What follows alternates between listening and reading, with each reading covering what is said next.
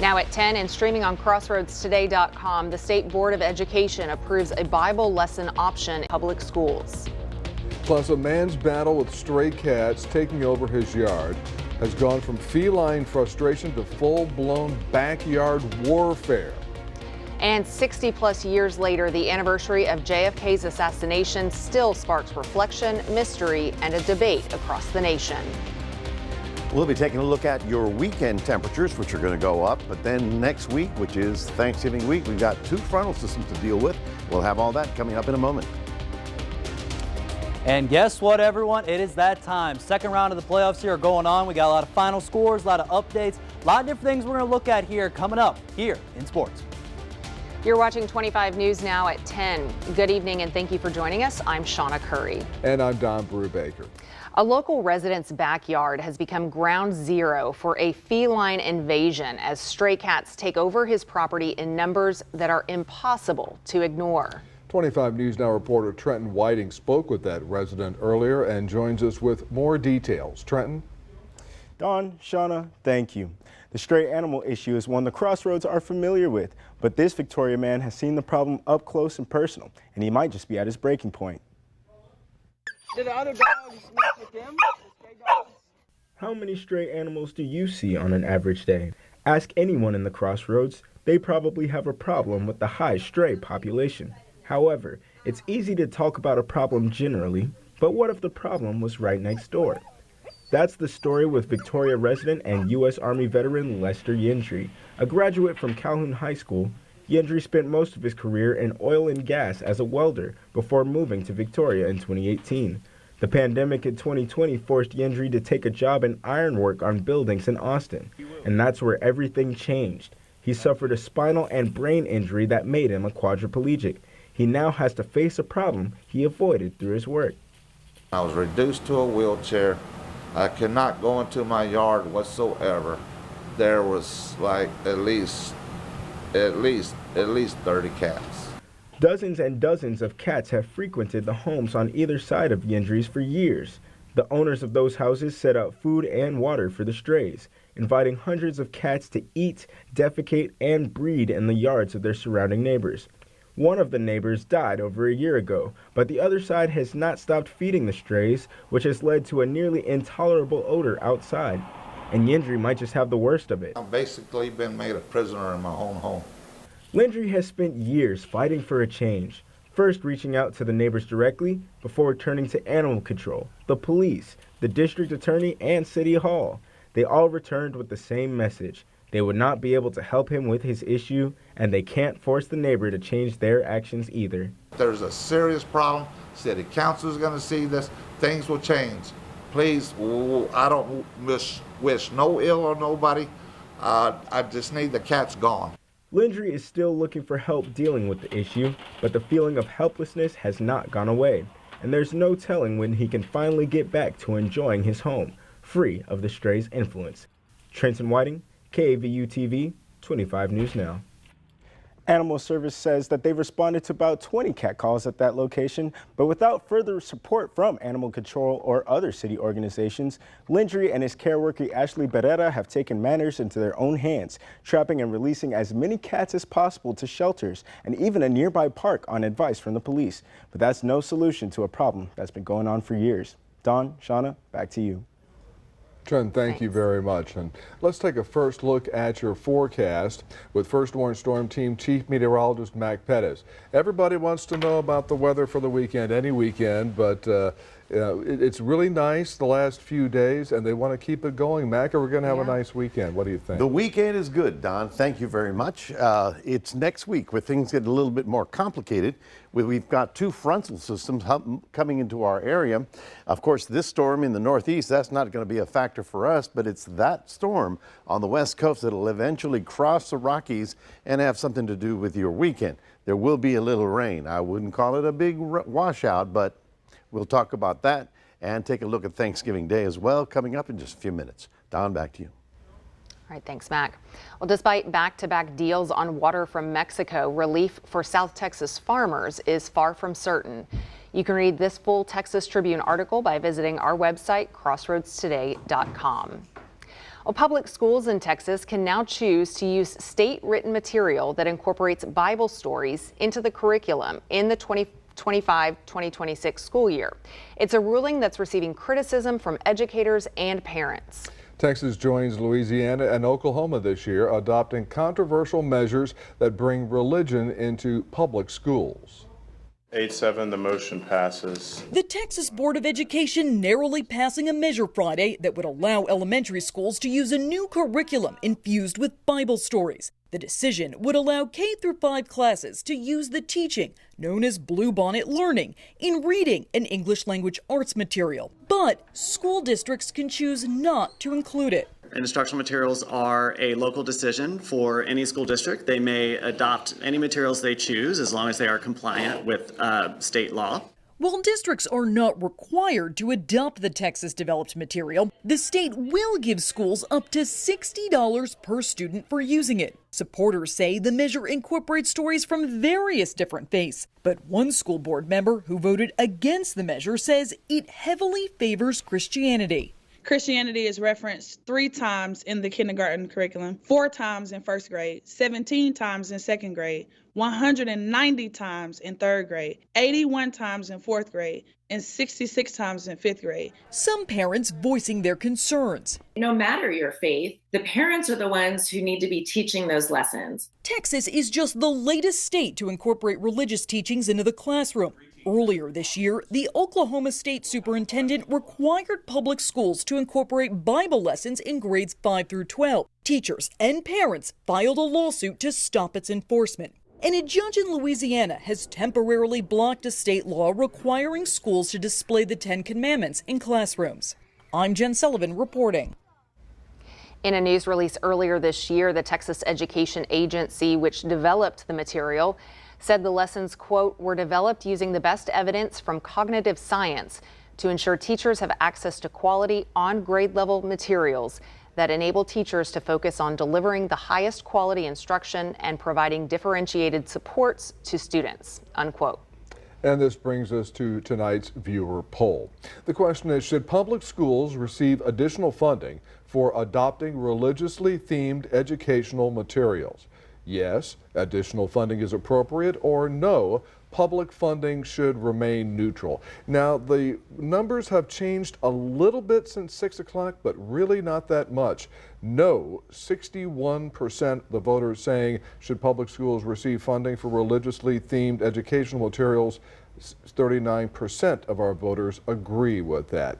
We thank you for voting. We want to hear from you. Come to vote on our website, crossroadstoday.com. And once again, thanks for voting. Today marks 61 years since the assassination of then-President John F. Kennedy. JFK was shot while touring Dallas in an open convertible limousine on November 22, 1963. Former First Lady Jacqueline Kennedy was with him, along with then Texas Governor John Connally and his wife Nellie.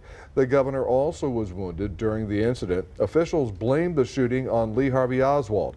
JFK is buried at Arlington National Cemetery in Virginia. John F. Kennedy was the 4th U.S. president to be assassinated. The others were Abraham Lincoln, James Garfield, and William McKinley.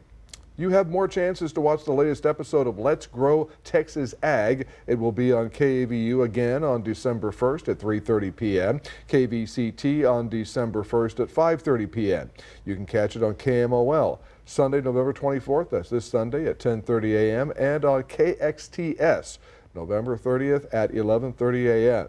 We are also streaming on Zeem, that's Z-E-A-M, so be sure to tune in to Let's Grow Texas Ag. All right, and remember to subscribe to our YouTube channel, Crossroads Today. Hit the like button and click the notification bell. You can see our newscasts, Let's Grow Texas Ag, sports, all of that on our YouTube channel. So stay with us. Coming up on 25 News now at 10, the Justice Department stops random DEA searches of airport passengers over questions about constitutional rights. Also, a longtime Trump ally is picked for the nation's top law enforcement position. Here's a look at what you can expect on Community Crossroads. We hear from the City of Victoria, the Salvation Army of Victoria, and we take in a nativity collection. I would say half-life size, and then tiny, like well pinto bean size, because my collection is mostly secondhand. I get to know the people that have owned them before, or just to get a story to them.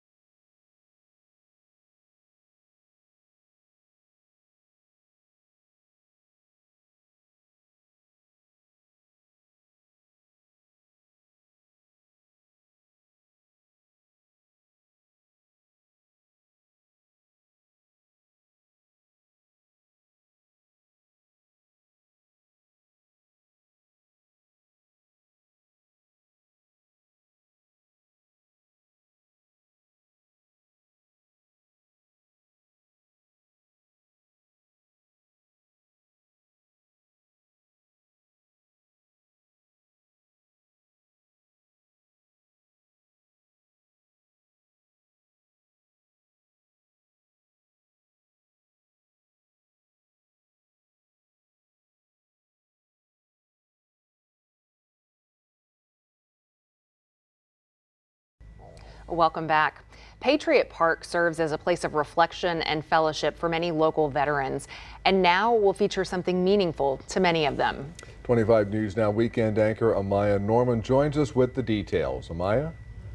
Yes, Don and Sean, after a year of effort, a Vietnam-era helicopter, or Huey as it is commonly known as, will get in an official dedication ceremony. At its new home in the Crossroads, Vietnam veteran Ernest Montez, along with County Commissioner and others, spearheaded the effort to bring this helicopter from North Texas down to his new home inside Patriot Park. Montez says this type of helicopter meant a lot to those soldiers in the field. If you pin down, for instance, and you hear the rotor blades coming, you know there's some more comrades coming in to help you. They're coming in a helicopter. The helicopter placement ceremony will take place tomorrow beginning at 10 a.m. inside Patriot Park, located on Fordyce Road near the Saxes Lake. General Clint Anderson will serve as guest speaker. The ceremony will also feature the presentation of colors. Shawna and Don, back to you.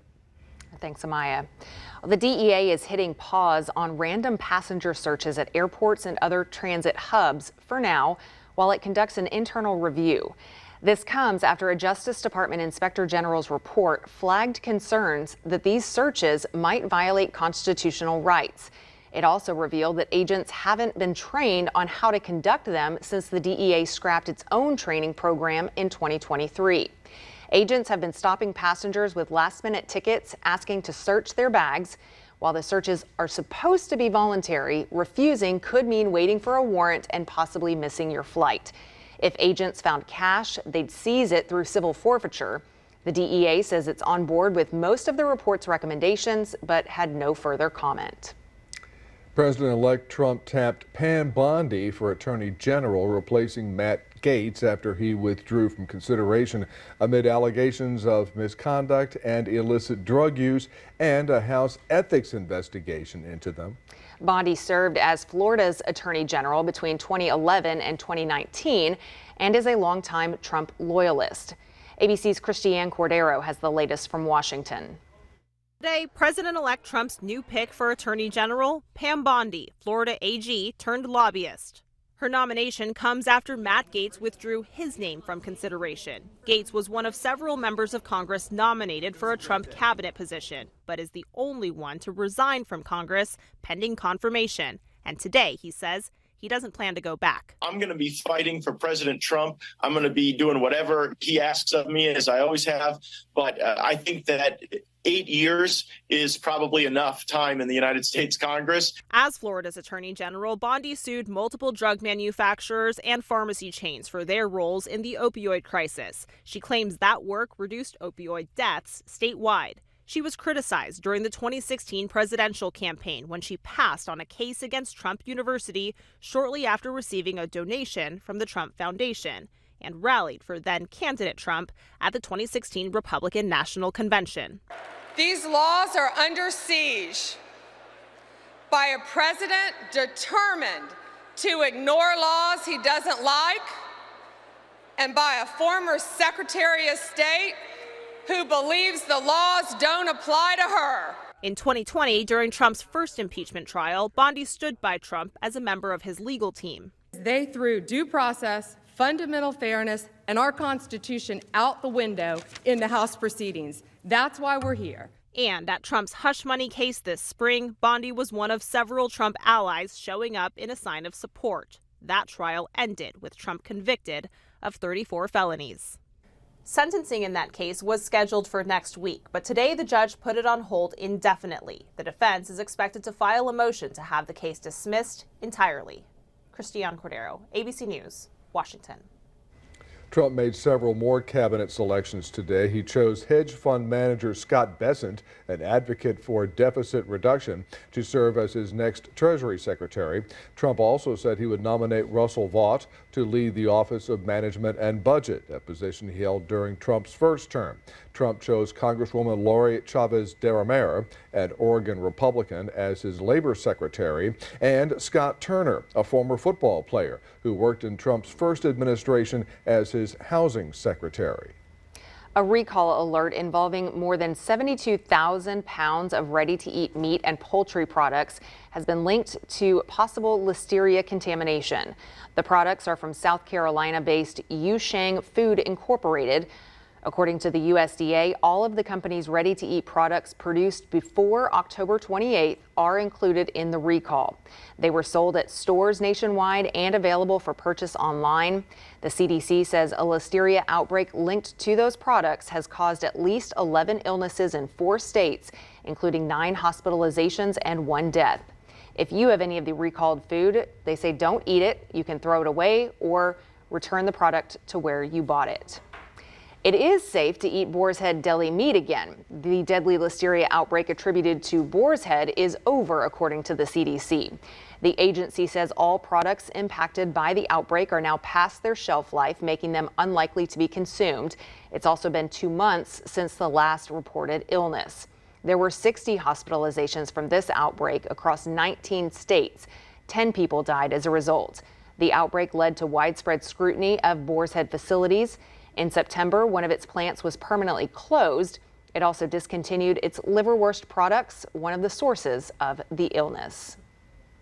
Well, do you only exercise twice a week? That might not be enough to reduce your risk of more than 200 diseases. A new study shows 1 to 2 days of exercise a week might be just as good as exercising throughout an entire week.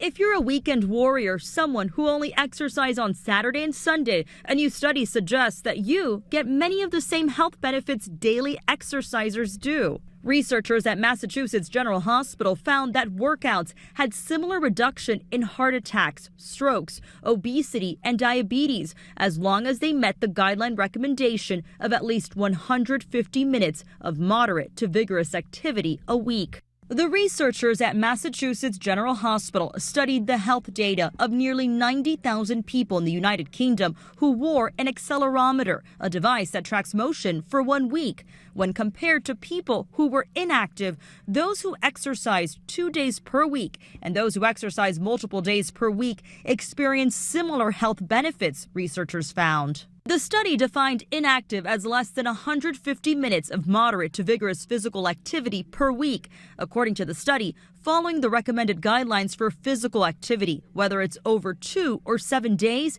is associated with a lower risk for more than 200 diseases. With this Medical Minute, I'm Melissa Adon. The week after the latest plan to redo the Astrodome was released, the Harris County Sports and Convention Corporation approved another study. Officials said this study will cost at most $350,000. Now, the Astrodome Conservancy announced a plan last week that includes 4 state-of-the-art buildings under the dome's roof and retail village. Harris County officials said they respect that plan, but they are not ready to support it until they have the results of their study, which could include, what? Tearing the building down. Ooh, that's a big deal.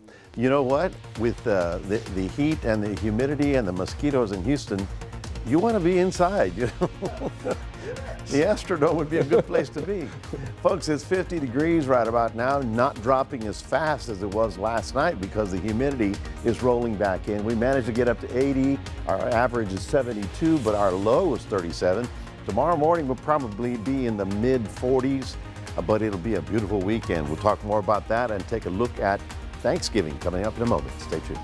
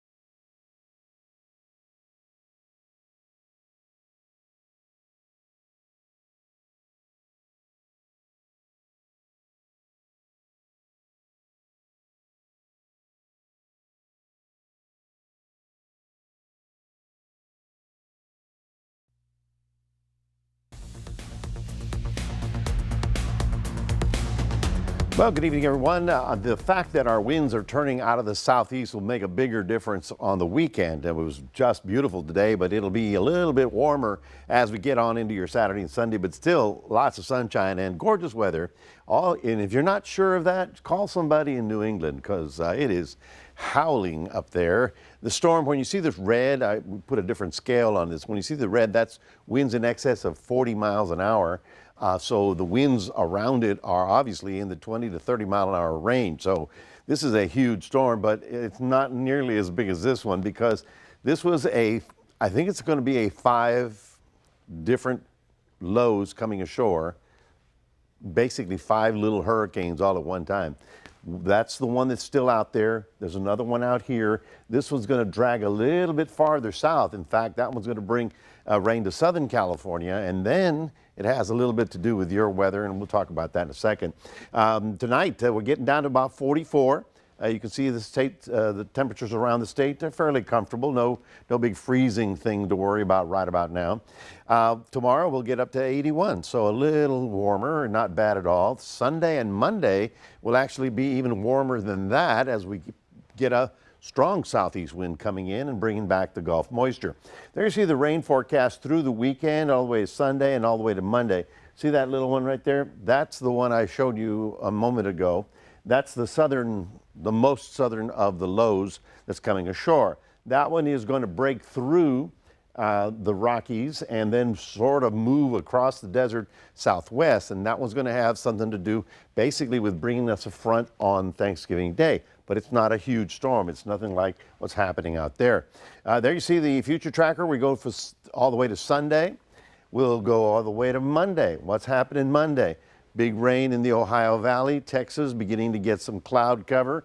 Big storm still out there, and then the southern branch begins to get more active. Here we go to Monday. You see we're still in pretty good shape. In fact, our temperatures will be in the mid 80s, and it's not until later in the week when we start finally seeing something actually moving through here.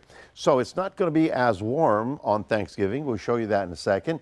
Tomorrow, though, the weekend, very important, lots of sun, starting up at about 54 down along the coast and getting up to about 78, 80 degrees in the Cuero inland areas We're looking at a high of 79 in Cuero with quite a bit of sunshine. Now, here's the way it rolls, and this is important because a lot of people obviously concerned about the holidays. Sunny and warmer Saturday, Sunday, and Monday. Tuesday, first frontal system comes in with clouds, but probably no rain. That's the little one I was showing you out there in Southern California. It does drop our temperature a little bit for a couple of days, and then the second cold front comes in on Thursday, Thanksgiving Day, while you're cooking. And this one will bring us a slight chance of rain, but mostly a fairly gusty north wind. You can see right about there to 20 miles an hour. And that cools the temperatures down because it'll be 72 on Thursday and only at a high of 65 by the time we get to Friday. But you'll be shopping, so you don't have to worry too much about that. That's your 7-day forecast, reminding everybody to have a good weekend. And please scan that with your phones and put Crossroads Today on your cell phone. And we'll toss it over to Max with sports. All right, Mac, it is that time here. Football Friday night here. And after the break, I'll give you all the highlights, scores, and again, a couple other things happening here in the second week of the playoffs. Stay right here.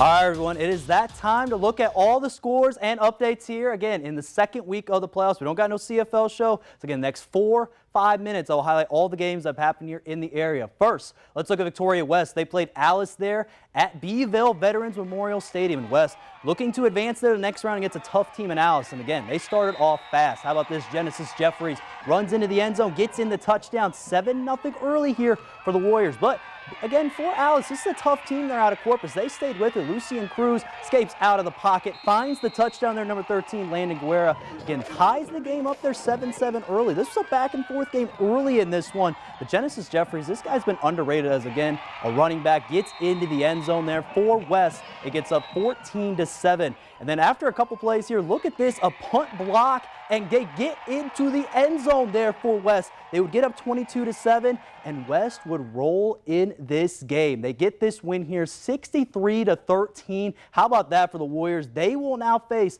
the Bernie Greyhounds after they won last week there. Next week there, that's going to be a big challenge. Again, they lost to them early in the regular season. See if they can respond going into next week. But now let's go out to Bastrop ISD Stadium where Calhoun took on Davenport. This one was a back-and-forth contest, and Calhoun, they would get on the board though early. Derek Salinas gets in there on a toss play, 7-0 early Sand Crabs. Then afterwards, how about Davenport? This is a 10-1 team. They are tough. They are feisty. They get in the end zone tied at 7. How about our athlete of the week there? Fisher Frank gets there into the end zone, makes a play, gets to the outside. Touchdown there for Calhoun. They're up 14-7 in this one. They were, again, underdogs in this game against Davenport. Davenport responds right back, though, gets into the end zone. We're tied at 14 apiece here in this one. And then next play, how about Alex Parker? Now, it's the triple option offense, right? Why are they passing? It doesn't matter. Isaiah Cabrales gets into the end zone, 21-14. They have the lead. And Calhoun, how about this? Wins 42-28 over Davenport tonight.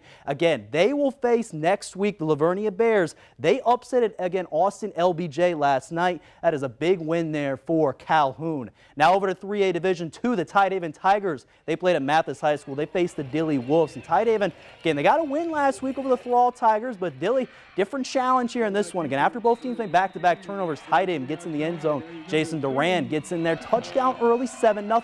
Dilley, though, again, look at this little fake right here. Faked out everybody, gets into the end zone on the sweep. Touchdown there for Dilley Wolves. Ties this game up here at 7-7 apiece. But again, Cale Russell, this is a senior leader here for this team for Tidehaven. He sets up the offense, gets out to the outside, finds John Gringar for the touchdown, and Tidehaven would get in and they would score. And Tidehaven, they would take control of this game after it went on. The final score here in this one was 56-14, and Tidehaven, what a win there for the Tidehaven. They play Van Fleck there next week in the next round. Now here's a couple of quick score updates in this one. Refugio won over Thorndale 51-14, and guess what? It sets up this matchup with Ganado with the next score coming up here. Gets the win 59-0. So the matchup we're all looking forward to there, Ganado versus Refugio. We do not know when the destination will be, but those two teams officially will play each other. How about Yoakum? They played tonight over Fairfield. They won 56-26 there for Yoakum.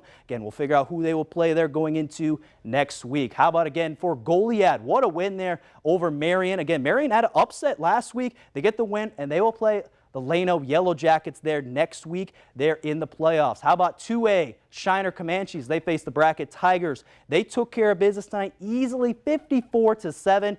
They will be facing the Granger Lions there in the next round next week. And finally here, how about the Cuero Gobblers? They face the Navarro Panthers. What a win there. And how about to see Jackson Marie back on the field there for Cuero? Again, he threw 3 touchdown passes. Walker Dietz had 3 touchdown receptions in this game tonight. And for Cuero, they're going to have a tough challenge though next week. They play Wimberley in the next round. That is all the scores. That is all the updates and everything you need to know, Don and Shawna. Man, we got all of our area teams, if you just saw there, won tonight. How about that there, Don? Crazy to see that all of our teams won. Insane. That is fantastic, and you'll be talking about them again the night after Thanksgiving. How about that? Great job, Crossroads. All right, thank you, Max, and stay with us. Coming up on 25 News now at 10. We'll take a last look at your weather. Plus, Bears find a buffet of battlefield rations at an Alaska military base. We'll show you the mess. Wait a minute, a mess at a military base? Oh, the mess they left behind.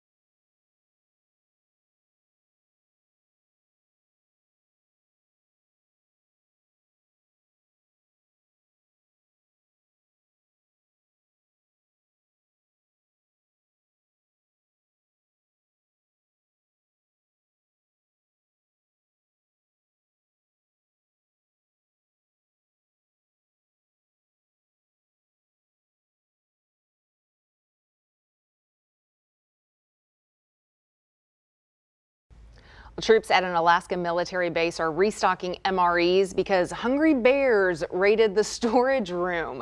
Looks like these bears broke in and had a feast on these meals ready to eat. Food wrappers scattered everywhere. Not just the food they're after, though. One curious baby bear got caught in the driver's seat of a Humvee. The base typically handles about 600 bear sightings a year, but very few break-ins. Well, that's good. Hey, a man made a once-in-a-lifetime discovery at a yard sale, a baseball card worth millions. Jeff Gross, a longtime collector, was at his in-laws' house. A man offered him some old cards passed down from his father. One of them was a 1916 Babe Ruth rookie card, once rumored to exist but never seen before. Now it's set to be auctioned for at least $150,000. Ooh, that's wow. Even I would have known that was valuable. Wow. Folks, it's going to be a lovely weekend. And next week, we're going to warm up Monday, Tuesday. But Tuesday night and Thursday, we get 2 frontal systems. So by the time we get to Thanksgiving, we'll have clouds, a little rain, and temperatures that feel more like November. All right, well, emergency services are used for solving problems, but one young boy dialed 911 for the ultimate crisis, his math homework. A Wisconsin sheriff says his department has helped with things like snow shoveling, but never homework until last Friday. The dispatcher that day took a call from a 10-year-old boy asking for help with his homework, and the department was pretty quiet at the time, so a deputy went out to check on the boy's home and stayed to help him with his decimal-based assignment. The sheriff and his lieutenant praised the deputy for showing the positive side of law enforcement in their close-knit community. Luckily, he was good at math and could help him. And the 10-year-old's good at math. He knew 911. Yeah. There you go. It's a start. That's right. That's right. Yes. So, I guess when you need help, you need help. That's right. Absolutely. So, I don't know. All right, well, thank you for joining us on this Friday night. And join us this weekend for 25 News Now and on CrossroadsToday.com. Have a great weekend, everybody.